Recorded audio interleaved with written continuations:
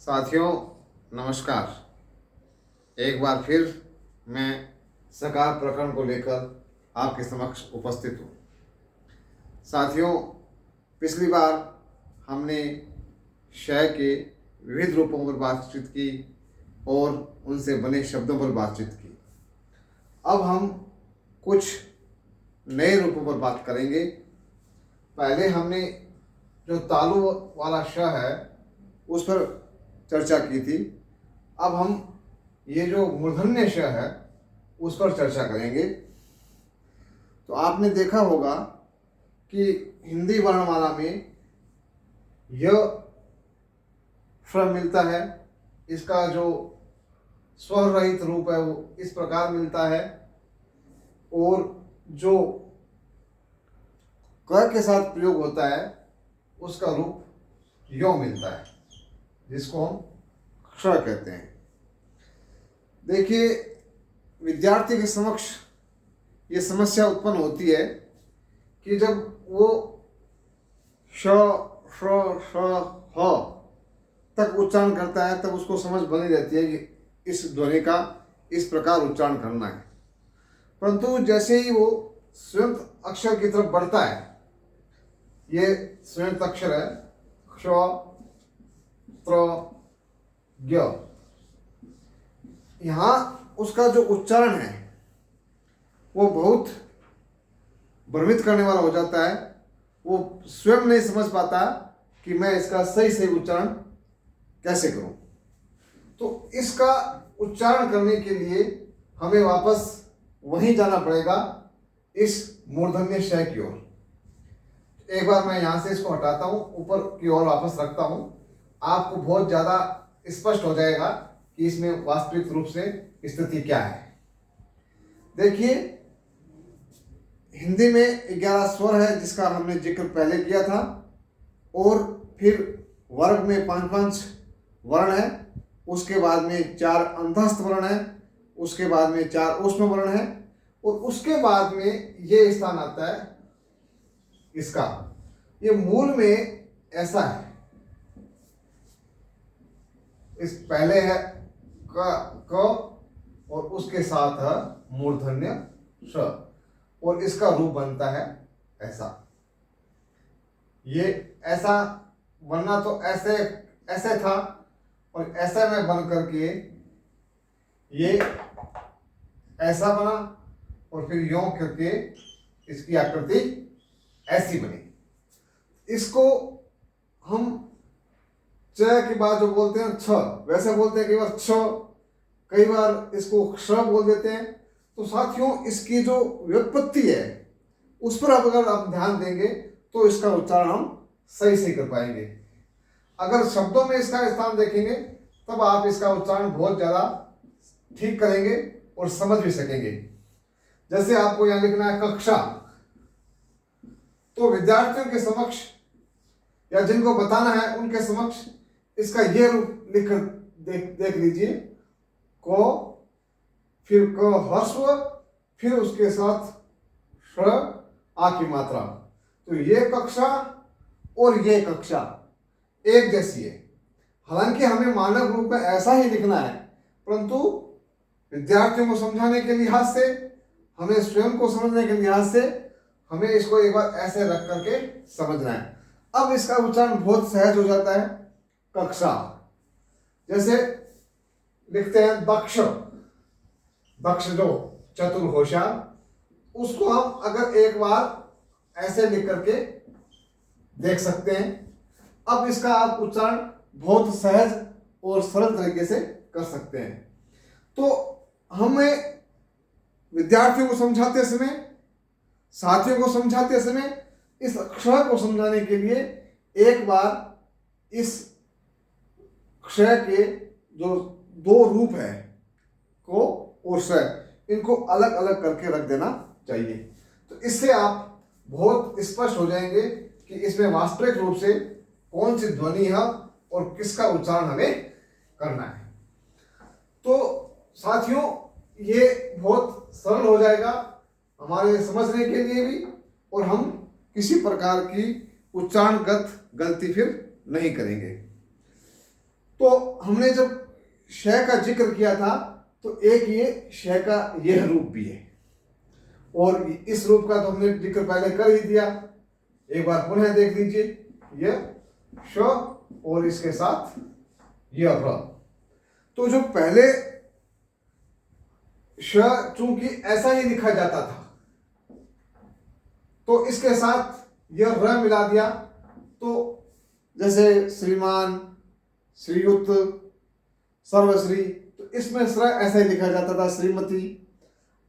तो इसको हमने पहले संयुक्त अक्षर में इसलिए नहीं लिया क्योंकि ये एक तरह से संयुक्त व्यंजन ही था। कैसे?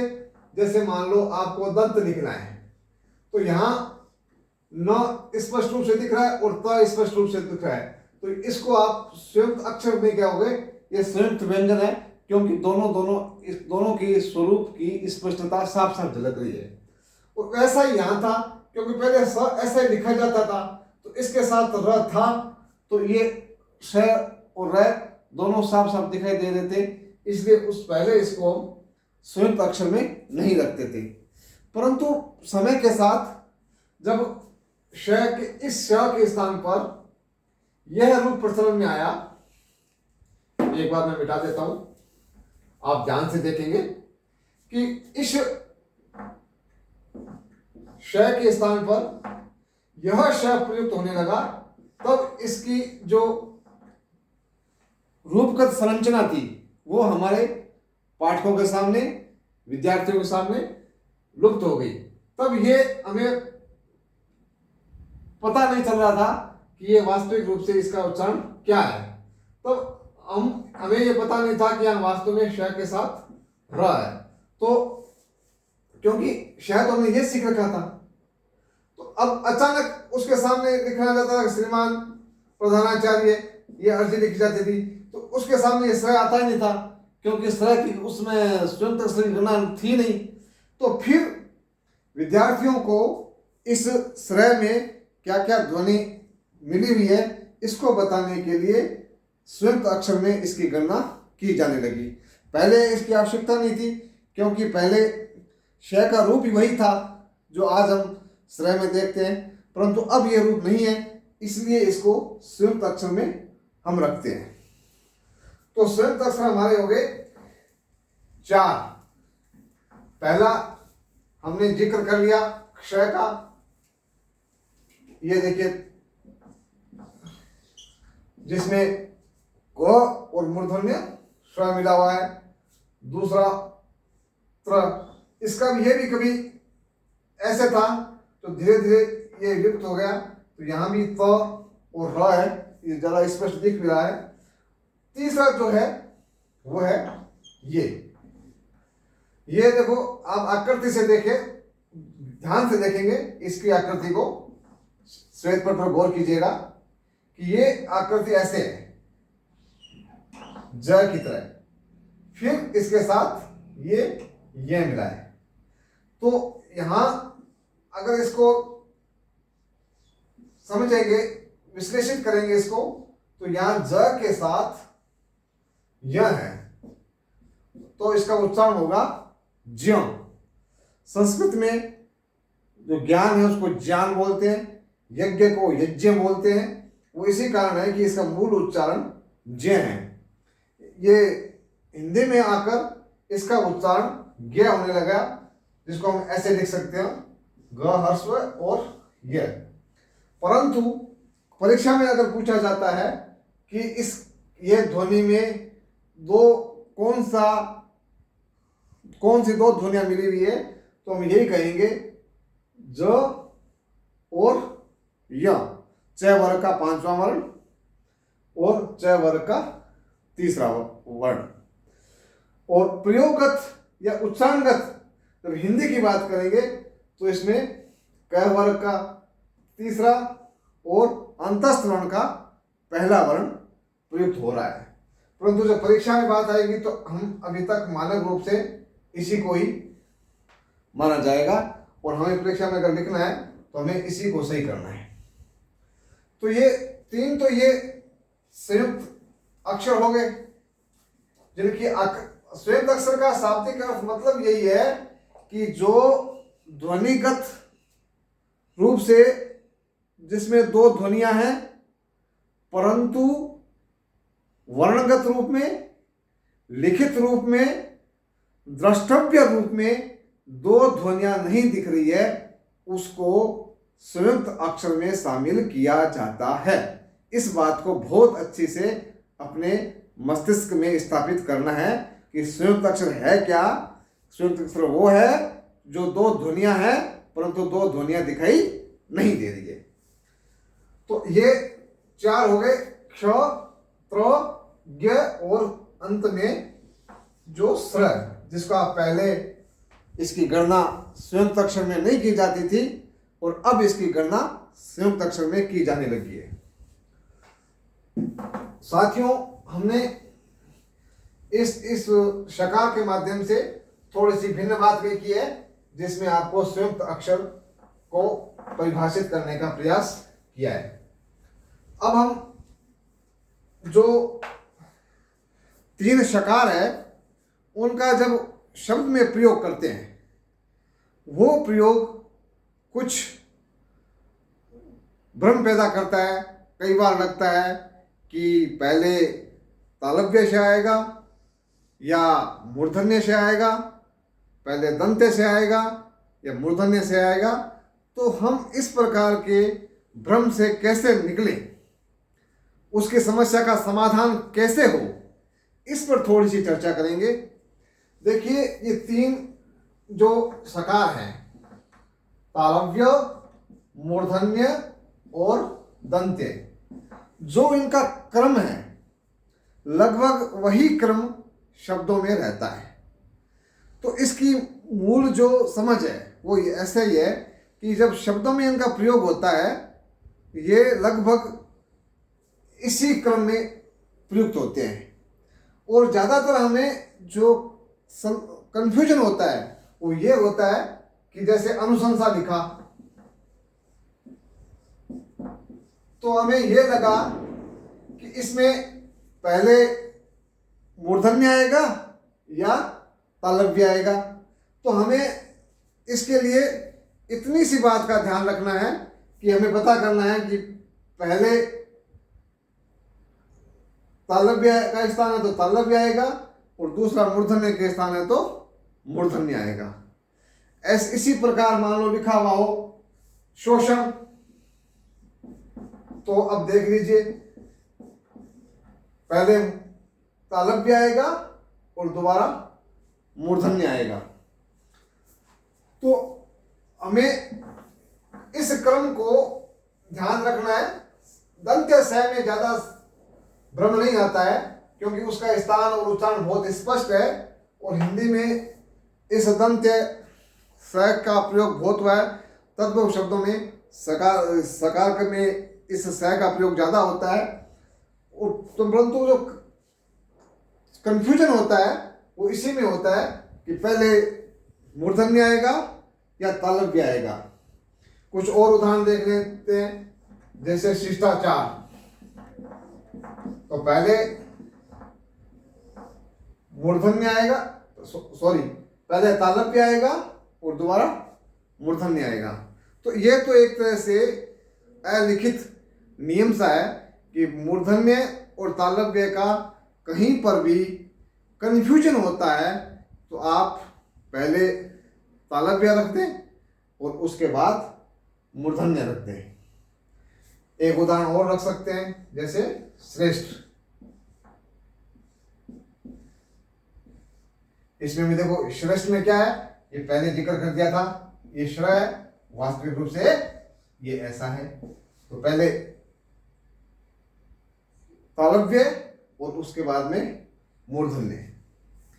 अब थोड़ा सा दंत्य स पर भी बात कर लेते हैं हम। दंत्य स में हालांकि ऐसा हार्ड एंड फास्ट नियम नहीं है कि पहले ये तालव्य मूर्धन्य आएगा और उसके बाद में दंत्य आएगा, परंतु प्रायः जो मूल शब्द है उन सब में पहले तालव्य आएगा और उसके बाद में दंत्य आएगा। जैसे शासन, शंशा, और भी कई शब्द है। परंतु ये जो बात मैं कह रहा हूं ये अक्षरशः सत्य नहीं है। सामान्यतया ऐसा देखा गया है कि प्राय सभी शब्दों में पहले तालव्य आएगा और उसके बाद में दंत्य आएगा, परंतु मूर्धन्य और जब तालव्य की बात आएगी तब उसमें पहले तालव्य आएगा और उसके बाद में मूर्धन्य आएगा। अब हम थोड़े से कुछ शब्दों की बात करेंगे जिसमें हमें शंका रहती है कि यहां क्या प्रयोग होगा।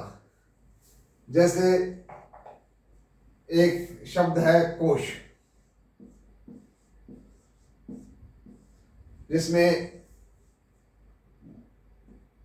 तालव्य श का प्रयोग हुआ है, और एक शब्द वही कोश जिसमें मूर्धन्य श का प्रयोग हुआ है। अब ये दोनों एक ही है या दोनों भिन्न है? तो इसमें मुझे जो कहना है वो यह है कि अर्थ दोनों का ही खजाना है, भंडार है, एक स्टोर है, परंतु जो प्रयोगगत है अंतर वो ये है कि जब मूर्धन्य शकार का प्रयोग होगा तो वो ट्रेजरी वाले अनुवाद में आएगा जिसमें खजाना होता है। उसके लिए जब कोश शब्द का प्रयोग होगा उसमें मूर्धन्य श का प्रयोग होगा, अर्थात वो जिसको हम षटकोण बोल देते हैं, षटकोण वाला श जो है उसका प्रयोग होगा। और जो शब्दकोश है उसके लिए जब कोश शब्द का जिक्र आएगा, पर्यायवाची कोश है, अनेकार्थक शब्दकोश है, कोई भी जहाँ पर शब्दों का भंडार की बात होती है तब जब हम कोश का प्रयोग करते हैं तो तालव्य श का प्रयोग होता है। इसके अलावा कुछ और बातें भी हैं जो आपके साथ करनी है। जैसे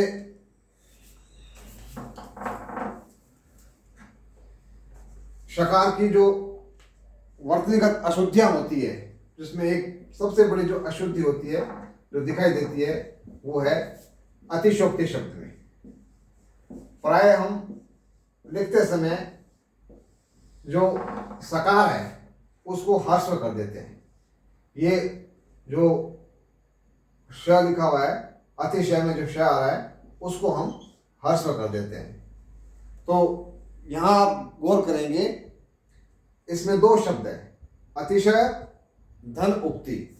तो अतिशय जब लिखते हैं तो मूर्धन्य तालव्य श पूरा लिखते हैं, अर्थात स्वर सहित लिखते हैं।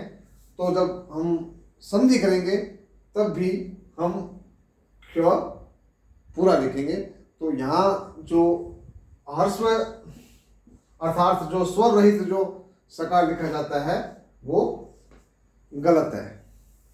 उसी प्रकार हम शब्द लिखते हैं, ये स्वागत, ये बहुत चर्चित शब्द है और प्रायः इसमें हमारी गलती ये होती है कि हम शब्द सुंदरता की ओर बढ़ते हैं और उस चक्कर में शब्द की वर्तनीगत अशुद्धि कर देते हैं। जैसे स्वागत शब्द है,